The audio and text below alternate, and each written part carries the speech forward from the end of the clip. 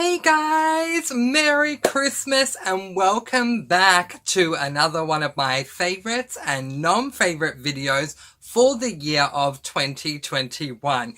Today, we are going to be doing, arguably for me, one of my most arduous videos to do, but still, I really do enjoy having this one documented. Today, I'm going to be doing my favorite books by genre video. So, to give you a very quick rundown of how this is going to work, I'm going to go through all of the different genres that I have read this year, and for each genre, I'm going to pick out my favorite.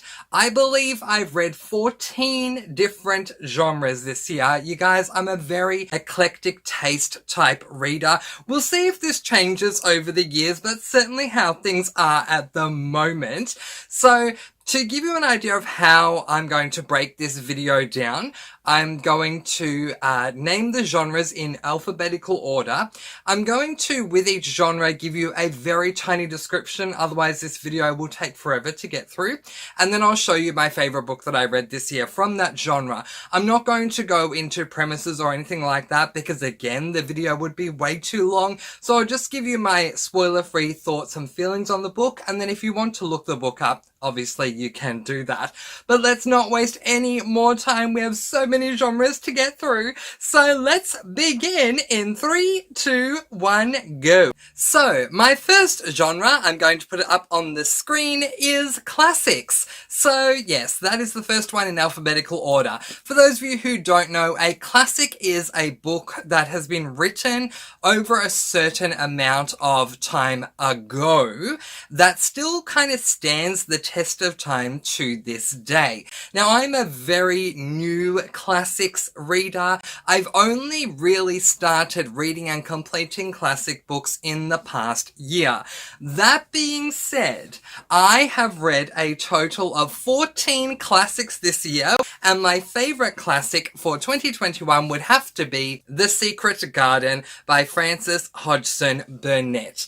This is just such a beautiful story. I loved this. I just felt that this was such a beautiful book, and it just reminds me of what I love about classics. They're just so different to what we would get in a modern day type read, but I got very lost in this book. It was so much fun. Moving on to my next genre in alphabetical order, and that would be contemporaries. So a contemporary book is a book that deals with day-to-day type issues. Generally, a contemporary book is just what I consider to be more like a normal book. Nothing out of the ordinary is going on. So it's not like a fantasy or a sci-fi or a mystery or anything like that. It is still a work of fiction, but it's more a work of fiction that revolves around everyday characters doing everyday things. Sometimes contemporaries can be really easy to read, but in my experience, sometimes contemporaries can be really hard to read because the author decides to tackle very tough to read social issues. Not surprisingly, the book that I've chosen as my favorite contemporary for this year was one of those. I will tell you that I read a total of 4 contemporaries this year, which is not like me. Last year, I read a whole lot more. But my favorite contemporary for 2021 would have to be this book, A Little Life by Hanya Yanagihara. When I say that this book deals with tough social issues, I mean it deals with tough social issues. Anyone that I've spoken to about this book that has read it has walked away feeling all different types of deep thoughts because of just how real and raw this book actually is. So while I definitely do recommend it because I thought it was an outstanding book, I do want to warn you, please know that there are a ton of triggers in this book. I cried at the end of the book, but definitely I feel like it's an important read, and Hanya Yanagihara did an amazing job. So if you can deal with the triggers, I do recommend it. If not, that's totally fine too, but 5 stars from me. Next up, we have a genre that Mr. Francy did not know of coming into 2021, but I tell you what, you guys, the fact that I only read 4 books from this genre doesn't mean much at all, because next year I plan to read a whole bunch of these because I only found out about them in June, and you guys, I need to read a whole lot more. The next genre we're going to talk about is cozy mysteries. Oh my gosh, I want to give a massive shout out to Jessica from Lady Lovestead Reads, who got me onto my very first cozy mystery, The Witching Flower by Samantha Silva. I absolutely love this book. This is not my favorite cozy mystery of the year, but it's definitely up there. In fact, none of the cozies that I read this year disappointed me, but this is the first one I read, and it helped me to kind of understand what a cozy mystery is. So for those of you who don't know, a cozy mystery is, well, at least what I've come to understand of cozy mysteries, is a genre of fictional works that are mysteries, yes. They are mysteries that an amateur sleuth is trying to solve. But the way that the book is written, the culture, the atmosphere of the book is rather cozy and comfortable, hence why it is called a cozy mystery. And usually speaking, the death, most of the time we're trying to solve a murder, the death is not graphic like you might receive in an adult thriller or horror. It's more of a murder that takes place off page, and then we find out about the murder as the reader after the murder has taken place. And then we are trying to solve who committed this murder, while at the same time reading through all the comfy, cozy parts of what makes a cozy mystery a cozy mystery. So my favourite cozy mystery for 2021 was 12 Slaves of Christmas by Jacqueline Frost. Thanks to the lovely ladies at Killing Time with Cozies. Hello, ladies. Thank you so much. I know you guys are so happy when I say I'm going to read a whole lot more cozies next year, and I'm so excited about it. But anyway, I love this book. I love this series because it revolves around a town that celebrates Christmas all year round. I love Christmas. The ambiance and the atmosphere, the culture of this book is just fantastic. And if you love Christmas as much as I do, if you're a Christmas buff, you need to read the Christmas Tree Farm series. The next genre I'm going to introduce you to is a genre called culinary fiction. So basically, culinary fiction is a fictional book that revolves around food and cooking. I read a total of 1 culinary fiction this year, so it's the only book that could have won this award, and that award goes to With the Fire on High by Elizabeth Acevedo. It was so fantastic because it literally revolves so heavily around food and cooking that for me as a reader and for my mother as well, we felt like we were literally there standing alongside our main character while she was cooking different things, and we felt like we could smell the ingredients and see what she was doing and all these types of things. It was fantastic. The next genre I'm going to introduce you to is dystopians. Okay, so the very quickest way to explain or describe a dystopian genre to any new reader of this genre is think of the word utopia. The most perfect world that you can imagine, where everything is just so peaceful and lovely and exactly what we need. Now think of the opposite of that, and that's where you get dystopians. Usually there are a whole lot of issues that revolve around any sort of a dystopian book. Generally speaking, they involve some sort of a leader or someone who's in charge who is nothing but an absolute tyrant, which causes a lot of class/caste systems and a whole lot of chaos. I only read 1 dystopian this year, which is so wrong because last year my absolute new favourite genre of the year was dystopians. That needs to change next year. My only dystopian I read this year was 4 by Veronica Roth. Last year I read the Divergent series. This book is kind of a companion to these books. In these 3 original books, we are following a main character whose name is Triss. In these books, Triss has a love interest whose name is Four. In this book, The Companion, we get Four's backstory from the moment he's born all the way through to and including when he does eventually meet Triss. I enjoyed this so much. I need more from Veronica Roth from this particular world. The next genre we're going to discuss is fantasy. Okay, I'm going to try and keep this very short and sweet.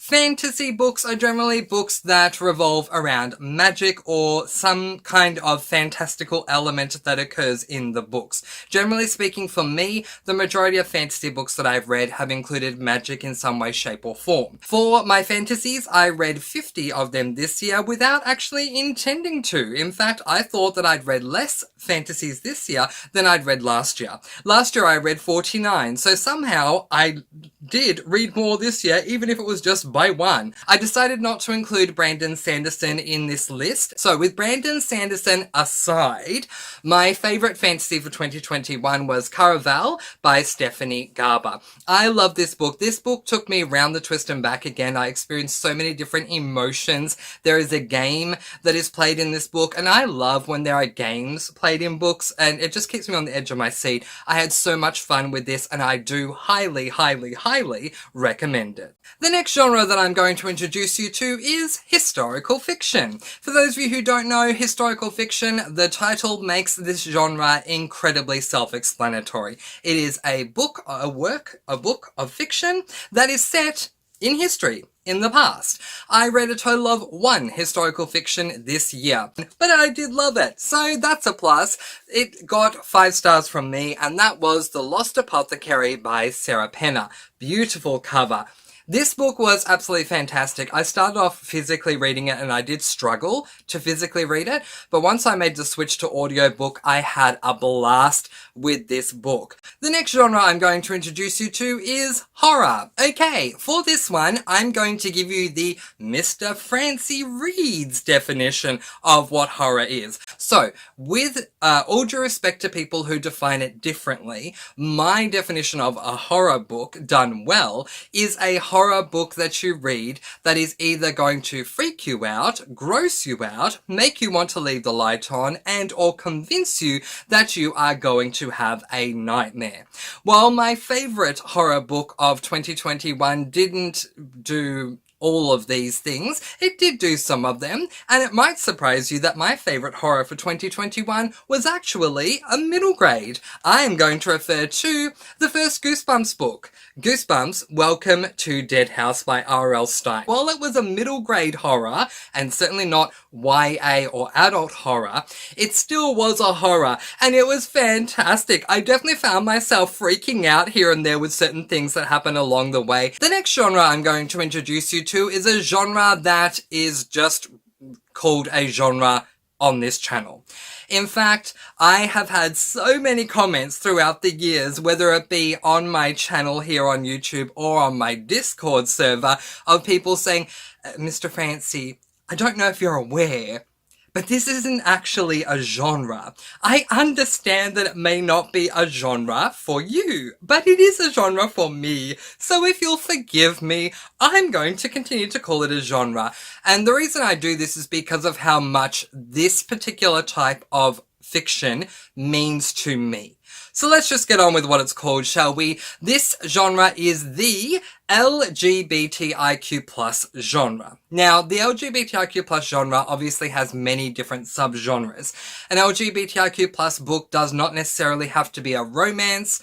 It can be romance, but it can be horror, thriller, sci-fi. It can be many, many different things, provided that the predominant point of the story or plot of the story has to do with something to do with the LGBTIQ+ community. So, allowing me to have this genre and call this genre my own, my favourite LGBTIQ+ book for 2021 would have to be Date Me Bryson Keller by Kevin Van Wy. I know, it surprised me too, because I thought I was going to say that it would be a Phil Stamper book.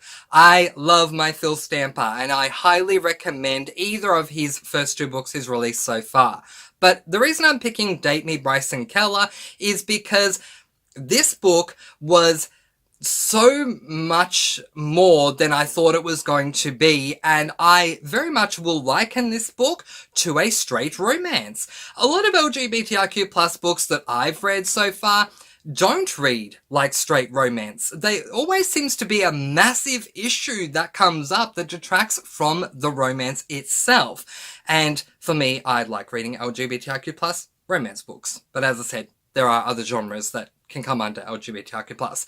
This one was just that. It was a romance, and I just really enjoyed my read with this one. Just to update you, because I don't know if I did, I read 7 horrors in 2021 and 13 LGBTIQ+ books.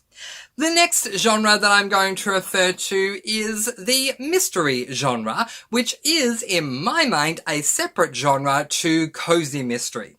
And what is one of the biggest things that separates a cozy mystery with a mystery book? Well, I have to say, the graphicness of the mystery that we're trying to deal with. Now, in particular, I'm referring to mysteries where we are trying to solve a murder. Generally speaking, when it comes to a mystery, there is a lot more involved in the mystery side of mysteries than there are the mystery side of a cozy mystery. Because to me, the purpose of a cozy mystery is to be a cozy, comfortable read. Whereas the purpose of a standalone mystery genre is the mystery itself. I did read some mysteries this year, and my favourite was Wanted by Sarah Shepard. This is the final book in the Pretty Little Liars series. I used to own this series. I had borrowed it from my niece, but my niece did need it back, which is totally fine because I've now read all of the 8 books and I was very happy about that. My favourite was the last one in the series. It was a lot of fun, and I read 9 mysteries in 2021. The next genre we're going to talk about is non-fiction. A non-fiction book is any book that is not fictional. It is based on real life, things that actually happened. So not things that happen and then we're basing it off a true story, but we're making it a fiction. No, these are things that actually happen. These are true, actual things that went on.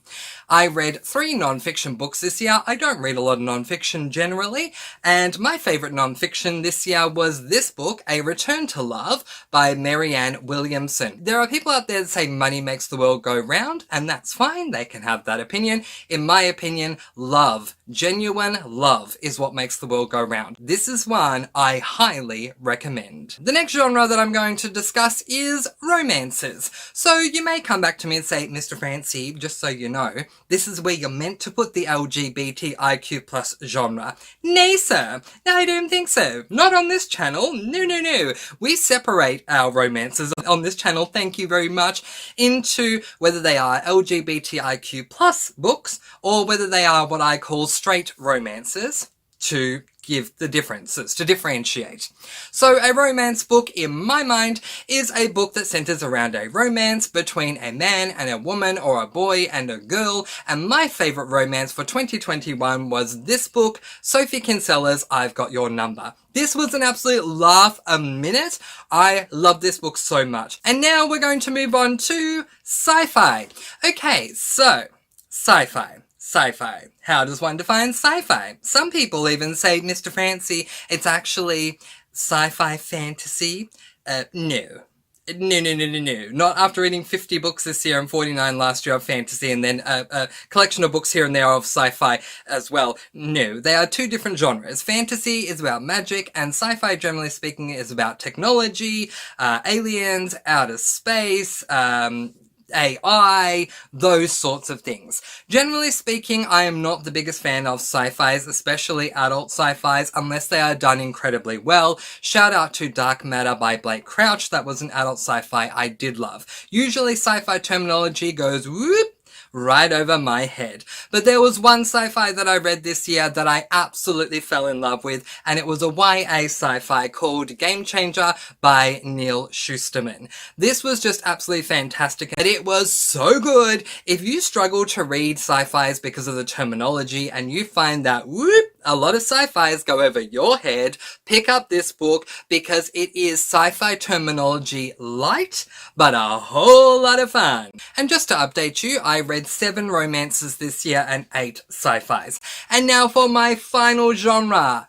And that genre is thrillers. I read 5 thrillers this year. So, to define thrillers, a thriller is a book, to me, that is, you're still kind of dealing with a mystery, but the reason why they are separate genres, mysteries and thrillers is because a thriller to me is, not surprisingly, more thrilling, more exciting. There's more moments that kind of just jump out of you. With a mystery, we're trying to gather up clues, we're trying to solve the mystery. With a thriller, it's like boom, and then this happened, and boom, and then this happened, and I mean, literally, there are moments where I'm jumping out of my seat. But anyway, my favourite thriller of 2021 was this book, One of Us Is Next by Karen M. McManus.